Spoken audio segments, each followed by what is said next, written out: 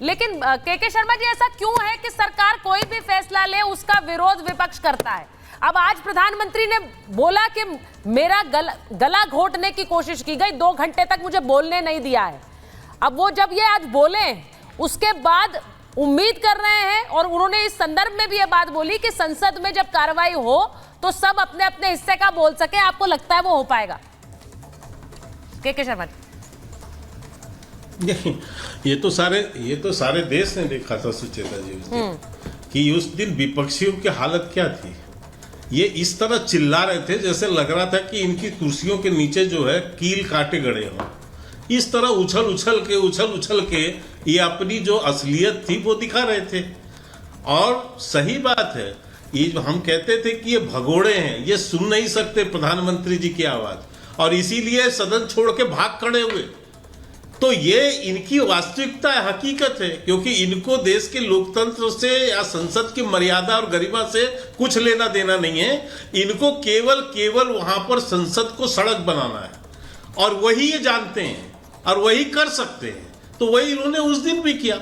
लेकिन मैं दूसरी बात भी ये कहना चाहता हूं कि आपने अभी कि इनके भाटी साहब कह रहे थे अभी बैसाखी पे टिके हैं, आप किस पे टिके हुए हो? आपकी क्या औकात है? आप तो कुल 37 सीट के लोग हो। आपके तो 18 दल 20 दल के साथ खड़े हो, फिर भी आपकी क्षमता नहीं है कि सरकार बना सके। और ये जिनके साथ हम हैं, जो अपने गठबंधन के साथ, उनके साथ 293 सीट हैं, और जो प्रीपोल अलायंस है हमारा। लेकिन क्या है, क्योंकि इनको अभी भी इनकी ऐठ जो है ये है कि हम हार गए हैं लेकिन ढोल बजाएंगे, मिठाई बांटेंगे। इनको हार बर्दाश्त नहीं है आज की डेट पर भी। अरे जनता ने तीसरी बार प्रधानमंत्री मोदी जी को इस देश का नेता बनाया, देश का प्रधानमंत्री बनाया है। और जहां तक रही आरएसएस की बात, तो ये गुंडों और माफियाओं को प्रश्रय देने वाली समाजवादी पार्टी, अब मुख्तार अंसारी के कब्र पे फूल चढ़ा के प्रतिष्ठित परिवार का बताने वाला ये समाजवादी पार्टी, ये संघ पे ना बोले, संघ के ऊपर बोलना आसमान में थूकने की तरह है जो इनके चेहरे पर आकर गिरता है।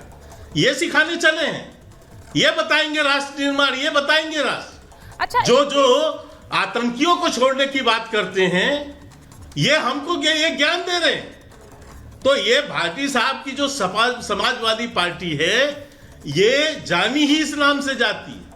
अच्छा, तो मैं ये ज्ञान न दे देश के लोगों को, और ये न सिखाएं। ये चर्चा, मलूक नागर जी के पास जा रही हूँ, मुझे लगता है ये चर्चा बिना औकात, बिना हैसियत की बातें किए भी हो सकती है।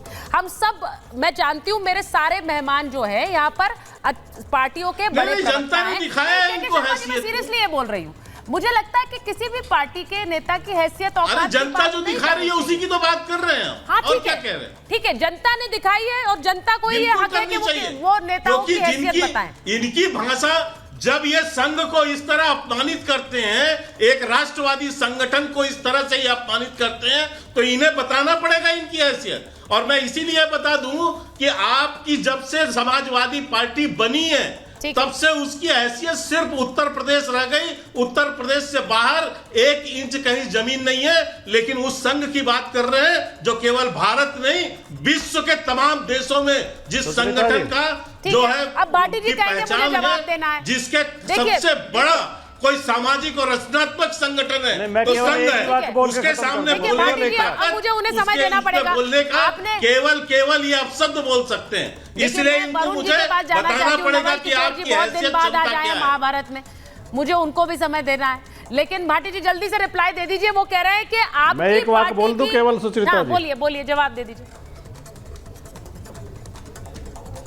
मैं केवल इतना कहना चाहता हूं कि जितनी बदजुबानी और बदमिजाजी और बेहूदगी और घमंड का प्रदर्शन के शर्मा ने किया है, इसी से पता चल जाता है कि पार्टी कितनी कमजोर है। इनके पास शब्द नहीं है, अच्छे शब्द नहीं है, इनके पास कायदे से कहने के लिए कोई बात नहीं है, कोई विचार नहीं है, कोई तर्क नहीं है।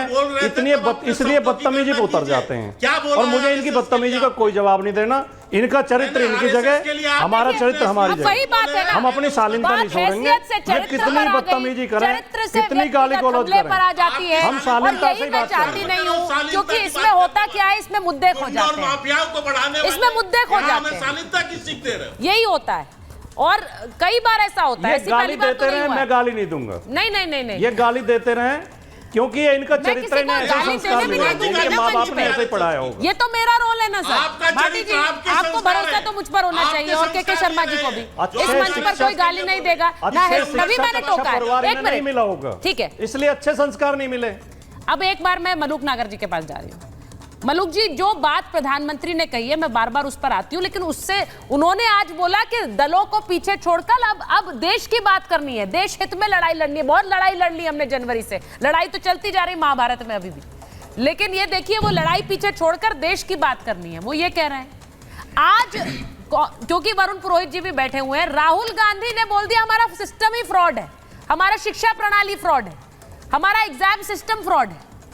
अब ये जो पूरी उन्होंने बात बोली है, ये एक तरह से हमला उस एग्जाम सिस्टम पर है या फिर अभी सरकार पर है? सरकार को घेरने की कोशिश, मैंने कहा सत्र शुरू होने से पहले ही शुरू हो गई।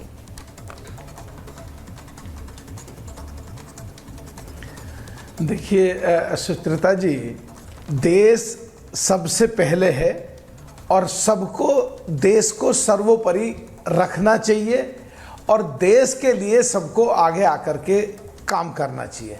जहाँ तक बात है कुछ नेताओं की, झटके से कुछ भी बोल दो और उसको वाहवाही मिलनी चाहिए, चाहे वो बात देश के खिलाफ जाए। देखिए, अगर कहीं कमी है तो हम भी चाहते हैं वो कमी निकले और वो खामियां दूर हो, चाहे शिक्षा में हो चाहे कहीं भी हो। लेकिन अगर हमारे देश के लोग इसी शिक्षा प्रणाली से पढ़ के और पूरे वर्ल्ड में लीडर हैं हर जगह जगह जाकर के, तो सीधा आरोप बगैर मतलब का ऐसा नहीं लगाना चाहिए। ऐसी बात रखनी चाहिए जिससे कि ये लगे कि ये कहीं सुधार चाहते हैं और सुधार के लिए सुझाव बढ़िया पार्लियामेंट में खड़े होकर दे रहे हैं। ये नहीं सोचना चाहिए कि किस बात पे एकदम सारे टेलीविजन जाएंगे, किस बात पे सुर्खी मिलेगी।